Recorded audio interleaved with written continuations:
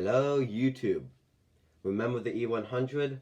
Well, it's back. And this time, I have something that I am very, very proud of to show you guys today.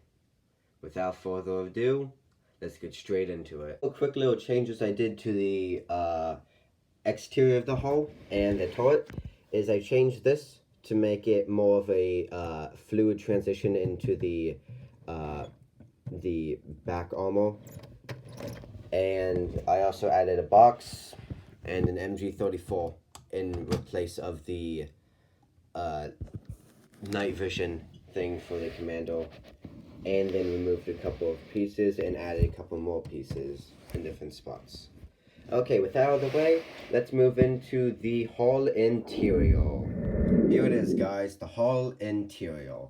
This took a while to find the right designs and pieces to make everything fit in a rather ironically small space. So let's start with the front and make our way back.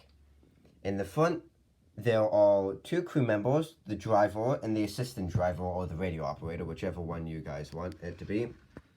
And to fit both of them in here, I had to do a little bit of German engineering, you could say, by using pieces with the studs in the middle and flat on the edges to be able to transition into them sitting, and then more of them here to fit in the like radio thing. I saw it on the Tiger, the Panther, and the Tiger too, so I decided to add it in because this was a German tank. There was also the indent here so that the driver can actually fit in the hull, and then there are some like controls. I still made space for them to, well, if they wanted to, at least this guy could climb out and up so he could sit up in the hatches. Moving further back, there was spare ammo, which looks really cool once I put the turret on, and then a ramp up into the turret ring, as well as just some other things. Then I changed the entire engine, making it much, much more detailed, with pipes moving into the main engine, and then for the sake of detail, underneath this plate is a couple of more vents to simulate the radiators, and then external fuel tank. That is about it for the chassis interior, and I'm quite proud of how I fit all of that in, especially the front part. So let's move on to the turret interior. Honestly, my favorite parts about custom tanks are the turret interiors, because I love seeing how far someone will go to make the turret detailed. So I decided to make it as detailed as I physically could without ruining the stability and structure of the actual turret. And I did a lot. So first things first, breech is completely redesigned to be more accurate. The actual Lotus like hatch is on the side as it should be in the actual design, and you can put a shell in. There's also the hole. There are the turret turning things. I forgot the name of them. Just like the wheels, they traverse the turret up and down. And also there would be another one underneath here to spin the turret around. And then there was the lever to fire the cannon, the gunner with his sight. The gunner actually fits in there quite nicely. And then there was the loader, which can also be a radio operator. He has a cool like headset. There is ammo going in the V pattern, as I saw in a mouse MOC. Also, thank you, Brickmania mouse turret, for giving me a little bit of inspiration. Here is the charges for the ammo.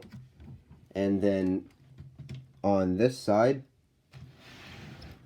there is the commander and the assistant loader with the 75mm shells on this side.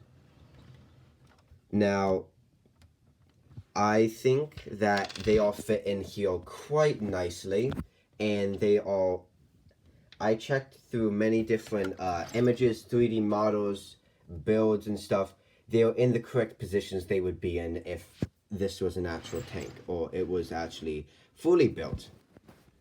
Now, remember the ammo on the sides here? Well, that ammo can actually be grabbed and used because the turret ring is open on the sides, so the crew could either crawl into the driver space, grab spare ammo, or just yell down to the driver to tell them what to do because the commander needed to do that. Though I'm pretty sure that's why they had the radio operator. Now let me show you the crew. Here they are, the crew of this magnificent feat of German engineering. There is the commander, the gunner, the radio operator and the loader, the assistant loader, the driver,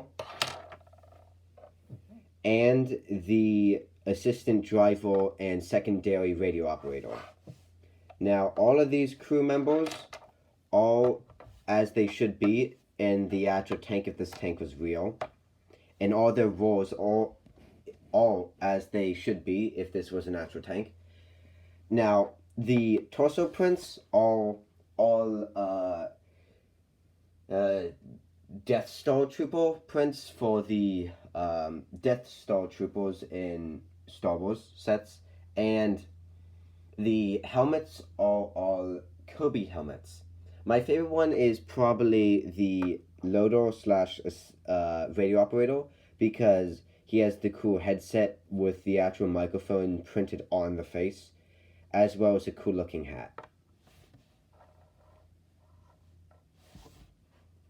Well, there you go. That was all the modifications of the E-100 and its beautiful interior. If you have any suggestions to what I might add to the E-100, please let me know in the comments below. And if you liked this video, please think about hitting the thumbs up button. With that, have a nice day and thanks for watching.